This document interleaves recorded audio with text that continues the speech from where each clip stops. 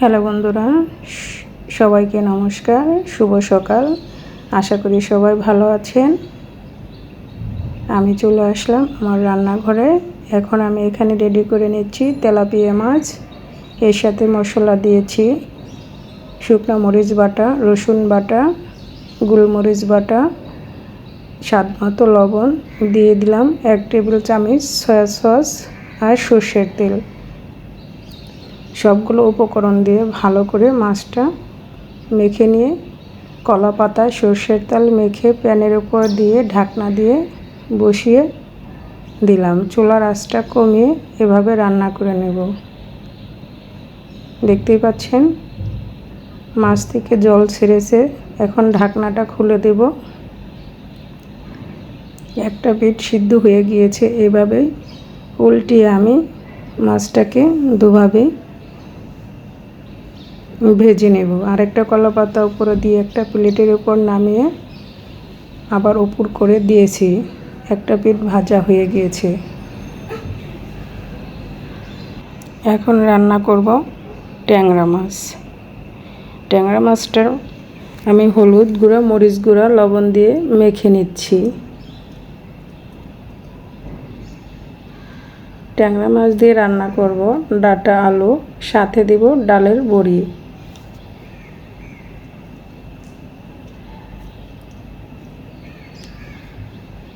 মাছগুলো মাখানো হয়ে গিয়েছে।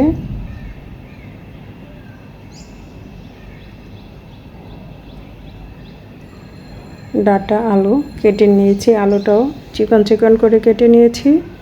এদিকে চুলায় কড়াই বসিয়ে পরিমাণ মতো তেল দিয়ে ভালো করে গরম করে নিয়েছি। আমি ট্যাংরা মাছগুলো ভেজে নিচ্ছি।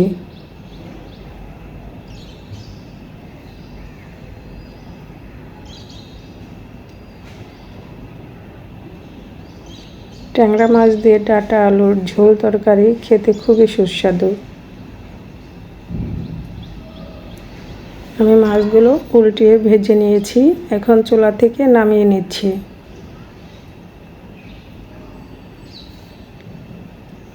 সবগুলো ট্যাংরা মাছের পেটে অনেক ডিম। ডিমওয়ালা ট্যাংরা মাছ খেতে খুবই সুস্বাদু।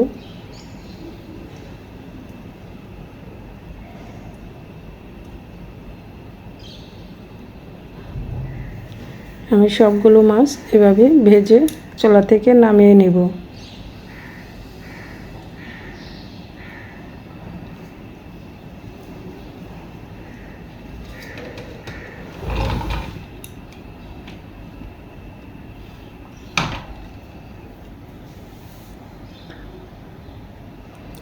যে যেখান থেকে আমার ভিডিওটি এই মুহূর্তে দেখতেছেন সবাইকে অসংখ্য ধন্যবাদ। পুরাতন বন্ধু, নতুন বন্ধু, নর্মাল ভিউয়ার্স সবাইকে অসংখ্য ধন্যবাদ।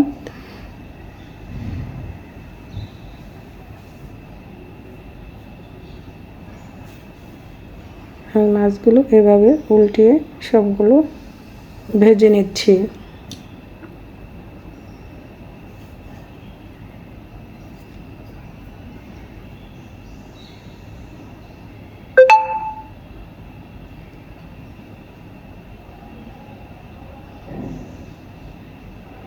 আমি ডালের বড়ি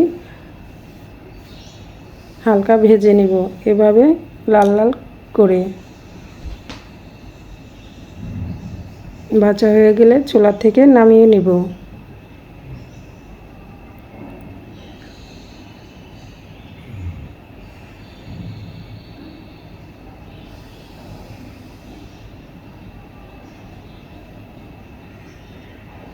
এখন চুলা থেকে নামিয়ে নিয়েছি। অবশিষ্ট তেলে দিয়ে দিচ্ছি গোটা জিরা আর আলুগুলো আগে ভেজে নেব।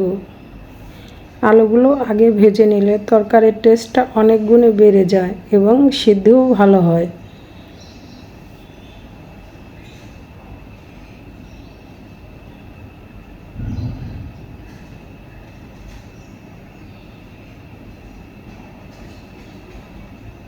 আলুগুলো ভাজা হয়ে যাওয়ার পর দিয়ে দিলাম ডাঁটা দিয়ে এখন একসাথে আরও কিছুটা সময় এভাবে কষিয়ে নেব স্বাদমতো লবণ দিয়ে মিক্সড করে দিয়ে ঢাকনা দিয়ে ঢেকে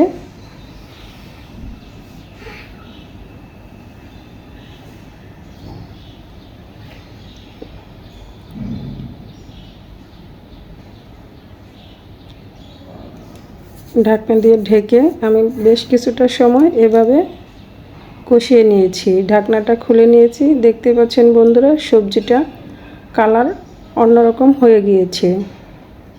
এখন দিয়ে দিলাম হলুদ গুঁড়া আর অল্প পরিমাণ লঙ্কা গুঁড়া দিব।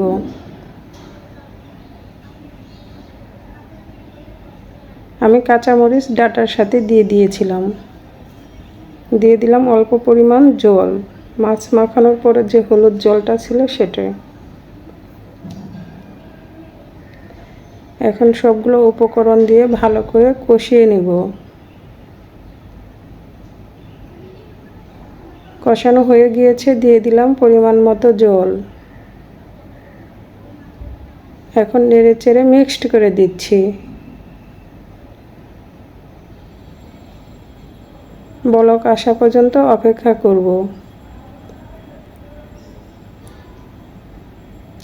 এদিকে প্যান চুলায় বসিয়ে দিয়েছি, তেল দিয়ে গোটা কালোজিরা দিয়ে আর ভেন্ডি, কাঁচামরিচ, পেঁয়াজ একসাথে দিয়ে স্বাদমতো লবণ দিয়ে দিব, হলুদ গুঁড়া,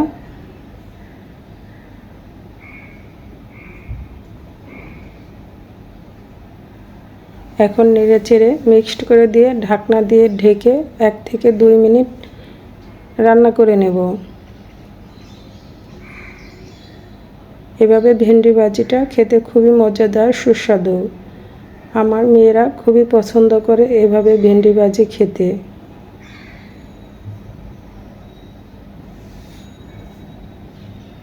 এখন ঢাকনা দিয়ে ঢেকে দিলাম। এদিকে তরকারি বলক চলে এসেছে, দিয়ে দিলাম ভেজে রাখা সবগুলো ট্যাংরা মাছ। ট্যাংরা মাছ দিয়ে আলতোভাবে নেড়ে দিচ্ছি যাতে মাছগুলো ভেঙে না যায়। এখন আরও 5 থেকে 6 মিনিট রান্না করে নেব, ডাঁটা আলু ভালো করে সিদ্ধ হওয়া পর্যন্ত।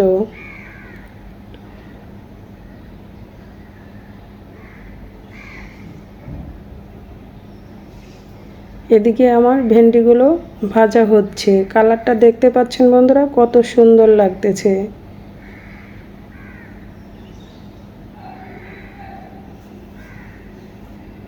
ভালো লাগলে একবার হলো এভাবে ট্রাই করবেন।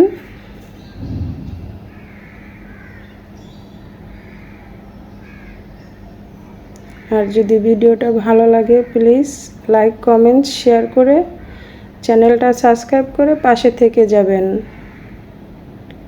ভেন্ডি ভাজিটা প্রায় হয়ে আসছে। এদিকে তরকারিটা হয়ে গিয়েছে।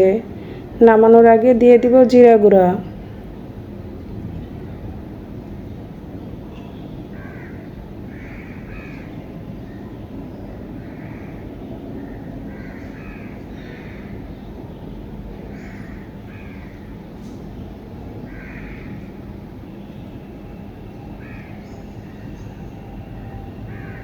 দিয়ে দিলাম জিরার গুঁড়া।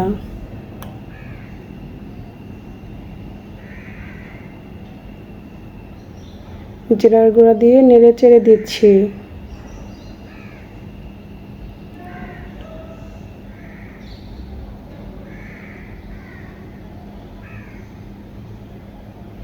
ভেন্ডি ভাজি হয়ে গিয়েছে। এখন একদিকে সাইড করে তেলগুলো একটু ঝরিয়ে নেব। গরম গরম অবস্থায় এভাবে সাইড করে নিলে তেলগুলো ঝরে যায়। তরকারি হয়ে গিয়েছে, চুলা থেকে নামিয়ে নিয়েছি। দেখতে পাচ্ছেন বন্ধুরা, কালারটা কত সুন্দর হয়েছে। সবাই ভালো থাকবেন, সুস্থ থাকবেন। আবার দেখা হবে নতুন কোনো রেসিপি নিয়ে।